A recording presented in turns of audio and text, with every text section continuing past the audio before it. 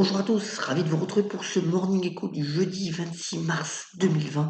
Double photo du jour d'abord, bien le Palais des Festivals à Cannes qui d'habitude accueille les congrès et autres festivals du film qui s'est transformé en centre d'hébergement pour les sans domicile fixe.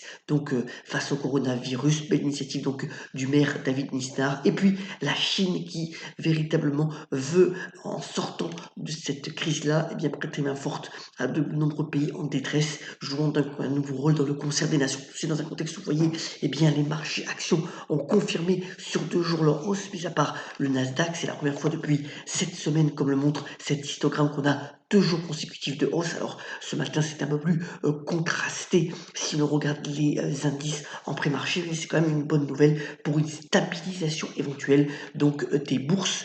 Tout c'est dans un contexte aussi où on attend le chiffre du jour, ce sont les demandes d'allocation chômage aux États-Unis qui devraient véritablement exploser. Normalement, on est entre 260 280 000. Et bien là, on va monter véritablement à plus de 1,6 million selon le dernier estimation notamment de Goldman Sachs. Alors énormément d'entreprises qui ont réduit bien entendu leurs effectifs alors que l'épidémie se déplace vers les États-Unis, même si l'Europe reste encore l'épicentre. Plus de 68 000 cas recensés outre-Atlantique et déjà plus de 10 000 décès. Alors dans ce contexte-là, les entreprises changent leur fusil d'épaule en mettant de plus en plus de cash. Vous voyez aussi qu'il y a une accalmie au niveau de la dette d'entreprises, tant aux États-Unis qu'en Europe. Mais enfin voilà, c'est une nouvelle façon, bien entendu, de gérer la crise actuelle, alors que le package de 2000 milliards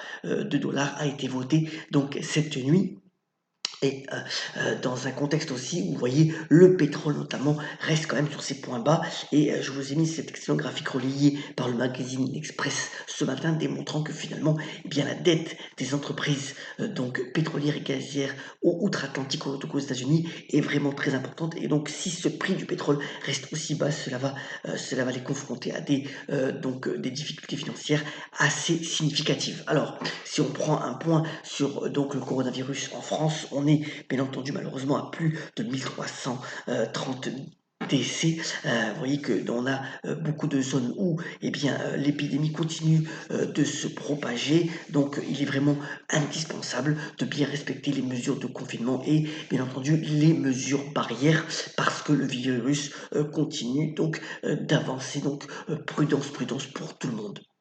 Dans ce contexte-là aussi, Bercy est en train de vraiment travailler à la manœuvre pour pouvoir soutenir tous les types d'entreprises et via le véhicule, la BPI France, qui est de la banque pour pouvoir à la base aider les PME et les nouvelles entreprises, voilà, elle se transforme véritablement en, on va dire, pompier d'urgence de l'économie en tentant finalement de répondre aux différents besoins d'entreprise. Alors il y a encore des entreprises qui sont laissées sur le carreau, notamment les toutes petites entreprises qui ne sont pas encore concernées et il y a un effort à faire aussi là-dessus et aussi sur les indépendants. Mais voilà, la BPI est véritablement à l'œuvre. Elle a d'ailleurs engagé 300 nouveaux collaborateurs pour pouvoir répondre aux demandes qui sont de l'ordre de 5 à 6 000 quotidiennement.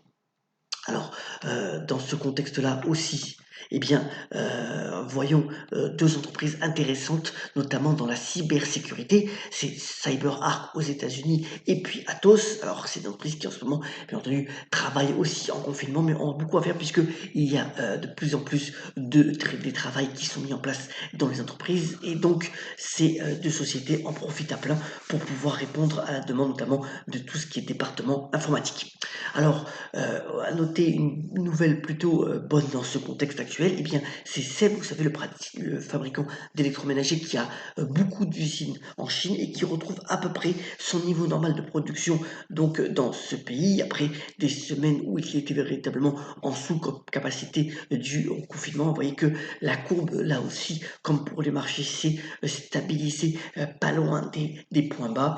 Alors, l'autre point, c'est que véritablement aussi Seb pour ses usines en Europe est obligé de les arrêter pour le moment, mais voilà, c'est un point de la production qui reprend et c'est plutôt une bonne nouvelle. On aura aussi les résultats avant l'ouverture du groupe Casino. Alors vous savez que dans le contexte actuel, la distribution alimentaire c'est principalement l'activité que l'on peut exercer au quotidien en allant chercher nos courses. On verra si le cash flow de Casino est à la hauteur des prévisions des analystes, sachant qu'au début de semaine, ils avaient vendu Franprix à Aldi pour plus de 700 millions d'euros.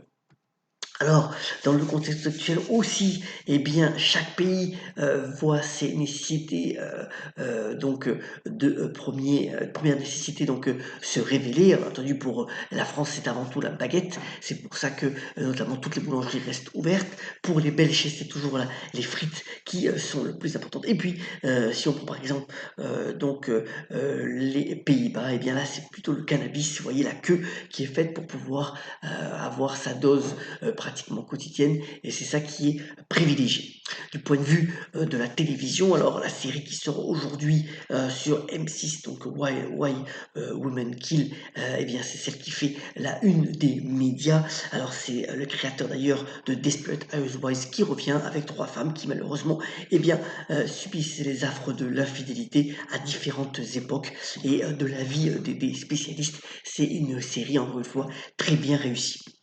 Terminons ce Morning Call en vous souhaitant la meilleure journée possible par une citation du grand auteur américain Tennessee Williams qui a notamment déclaré « Il est des sentiments que rien ne peut toucher sous peine de corruption ». Soyons solidaires et on la pêche et on se retrouve bien entendu demain pour un nouveau Morning Echo. Excellente journée à toutes et à tous.